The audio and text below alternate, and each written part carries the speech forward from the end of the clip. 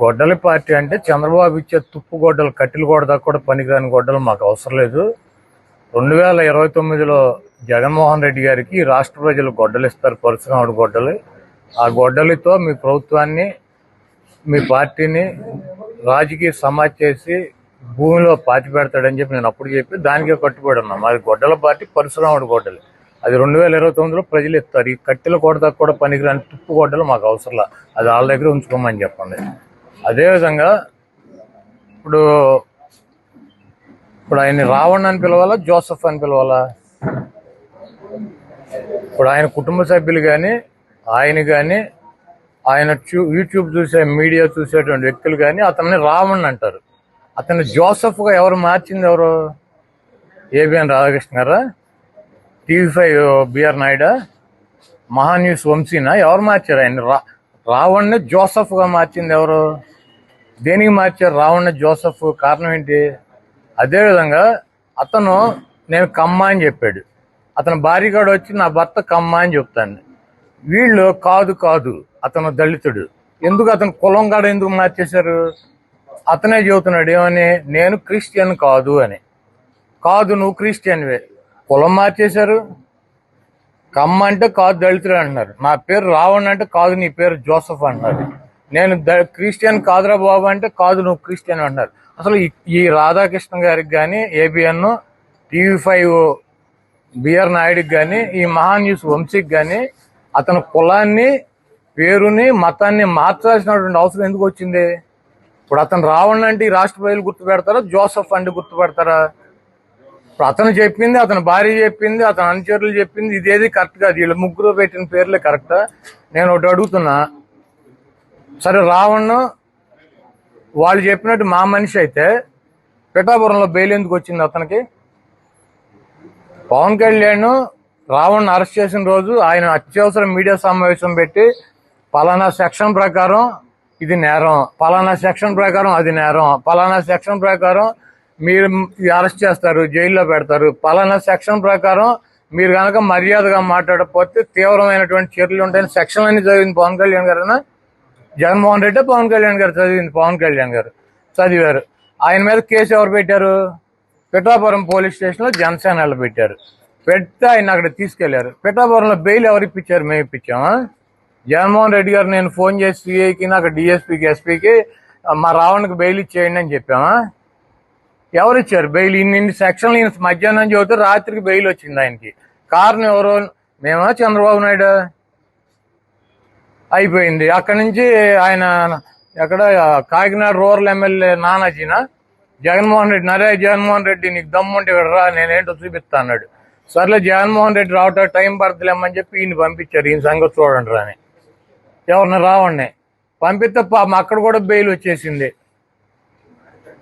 మరి ఎందుకు వచ్చింది బెయిల్? ఎవరు ఇప్పించారు? జగన్మోహన్ రెడ్డి గారు మళ్ళీ రూరల్ ఎస్సీఐకి కూడా ఫోన్ చేసి ఇచ్చేయమ్మా బెయిల్ అని చెప్పాడా? లేకపోతే మేము చెప్పామా? సరే, మా ఇక్కడ బాలసౌరి గారు ఎంపీ గారు ఉన్నాడు, ఇక్కడ పంపించమంటే బందరు పంపించారు. బందరు పంపిస్తే ఏమైంది? అక్కడ బెయిల్ వచ్చేసింది. అది కూడా మేమే మాట్లాడి బెయిల్ ఇప్పించేసాం ఆయనకి. మళ్ళీ హోమ్ మినిస్టర్ గారి దగ్గర నక్కపల్లి తీసుకెళ్లారు, అక్కడ కూడా వచ్చేసింది బెయిల్. అప్పుడు ఎవరు పట్టుకొచ్చి గన్నవరంలో పెట్టింది? సాయంత్రం 7ంటికి టోల్ గేట్ దగ్గర పట్టుకొచ్చి గన్నవరంలో పెట్టించి అసలు ఇతనికి బెయిల్ రాకుండా ఉంటే ఏం చేయాలని చెప్పి వీళ్ళు బుక్కలు తిరిగేశారు జనసేన వాళ్ళు. చేసి ఉప్మా చట్టం పెట్టారు. పెట్టి అతను జైలుకి పంపించారు. సర్లే ఇక ఈ వదిలేదట్లేడు పట్టువాళ్ళ విక్రమార్కుడు 4 రోజులు పంపించేస్తే అయిపోతులేమని చెప్పి ఇక మా వాళ్ళు కూడా చల్లబడి ఇక ఫోన్లు ఆపేసి ఇవి ఒకసారి పెట్టేదోటి ఒక 10 రోజులు 15 రోజులు లోపల ఏంట్రా బాబు అని చెప్పి మా తెలుగుదేశం పార్టీ, మా కులస్తులు పంపించారు. ఎవరు? పవన్ కళ్యాణ్ ఈ హింస తట్టుకోలేక 4 చోట్ల 5 చోట్ల బెయిల్ ఇప్పించిన ఇక ఈయన మొత్తం తిప్పేదట్టు ఉన్నాడు 100 పోలీస్ స్టేషన్లు. అందుకని బెయిల్ ఇప్పించారు వాళ్ళు. అతను రామన్ అతని పేరు జోసఫ్ అని మార్చారు. అతను కమ్మ అని చెబుతున్నాడు. కాదు, అతను దళిత్ అని చెబుతున్నారు వీళ్ళు. అతను నేను క్రిస్టియన్ కాదురా బాబు అన్నారు. కాదు, నువ్వు క్రిస్టియన్ అంటారు. దేనికి ఇదంతా? ఎందుకు? అతని పేరు ఎందుకు మార్చారు? అతని కులం ఎందుకు మార్చారు? అతని మతం ఎందుకు మార్చారు? అతను 4 పోలీస్ స్టేషన్లో బెయిల్ ఇప్పించింది ఎవరు? మేమా? అతని కులం, మతం, పేరు కూడా మార్చింది మేమేనా?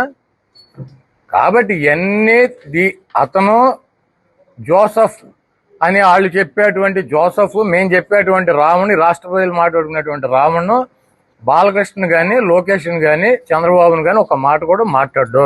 అతని వీడియోలు పరిశీలించండి. జగన్మోహన్ రెడ్డి గారిని విమర్శిస్తాడు,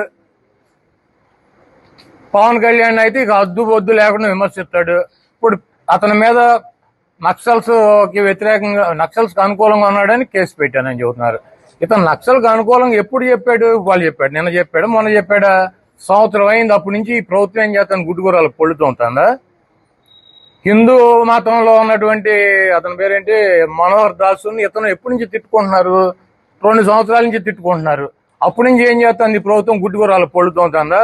పవన్ కళ్యాణ్ పట్టుకొచ్చి 4 స్టేషన్లు తిప్పి 5వ స్టేషన్లో ఉప్మా కేసు పెట్టేదాకా ఈ తెలుగుదేశం ప్రభుత్వం ఎందుకు పెట్టలా?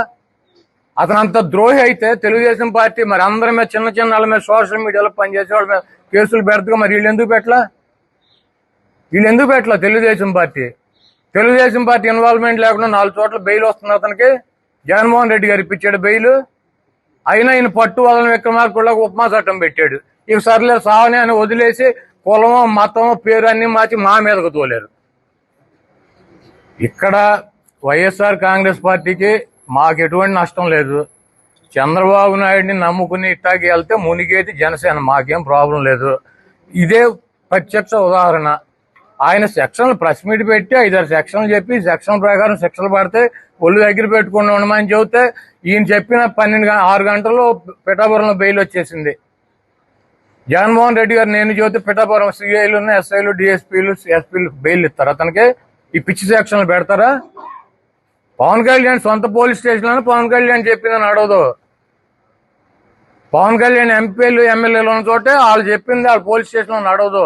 వాళ్ళు చెప్పిన సెక్షన్లు పెట్టరు పోలీసు వాళ్ళు. పైనుంచి బిగ్ బాస్ ఏం చెబితే నడుస్తుంది. డిప్యూటీ సీఎంకి, డమ్మీ సీఎంకి ఈ రాష్ట్రంలో పెద్ద వాల్యూ లేదు. డిప్యూటీ సీఎంకి, డమ్మీ సీఎంకి ఇద్దరికి లేదు వాల్యూ. ఎవరికి ఉంది? యాక్టింగ్ సీఎంకి ఉంది. యాక్టింగ్ సీఎం గారు నడుపుతాడు ఈ రాష్ట్రాన్ని. ఆయన చెప్పినట్టు పోలీస్ స్టేషన్లు వింటారు కానీ నేను డిప్యూటీ సీఎం జగన్మోహన్ రెడ్డి గారు సీఎం గారు చెప్పినట్టు వినరు. ఇది రాష్ట్రంలో అందరికీ తెలిసినటువంటి సత్యం. ఇంకా మీరు ఆపేయండి స్టోరీలు. అతను మా మీద, ఇప్పుడు ఈ రాష్ట్రంలో క్రిస్టియన్స్, హిందువులు కలిసి మెలిసి ఉంటారు. ఎందుకంటే క్రిస్టియన్ అనేది వేరే దేశం నుంచి వచ్చి ఇక్కడ సెటిల్ అయిన వాళ్ళు కాదు. ఇక్కడ ఉన్నటువంటి క్రిస్టియన్స్ సగం మంది వాళ్ళు ఉంటే సగం మంది వీళ్ళు ఉంటారు. ఒకే కుటుంబంలో అన్నో తమ్ముడు ఒక మతంలో ఉంటాడు, ఇంకొక అతను ఇంకో మతంలో ఉంటాడు. భార్య క్రిస్టియన్ అయితే హిందువుల భర్త ఉంటాడు. ఎవరెవరు కొట్టుకుంటారు? మీరు చెప్పారని చెప్పి కొట్టేసుకుంటారు అంటే అన్నదమ్ములు, భార్య భర్తలు, పిల్లలు, తల్లిదండ్రులు, పక్కింటి వాళ్ళు ఎక్కువ కొట్టేసుకుని ఇక మిమ్మల్ని అధికారంలో తీసుకురావడం వాళ్ళ పని ఏంటి? కాబట్టి పిచ్చి ప్రయత్నాలు ఆపేయండి. మీరు చేసినటువంటి పొరపాట్లకి పవన్ కళ్యాణ్ గారికి క్షమాపణ చెప్పుకుని మీరు ఏదైనా చేసుకోండి. అంతేగాని ఈ బుర్ర తెచ్చి మాకు రుద్దటం. అతను రావణ నేతను వాళ్ళ ముగ్గురిని ప్రత్యేకించి ఏమీ మాట్లాడడం. ఇది వాస్తవం కాదా చెప్పమనండి.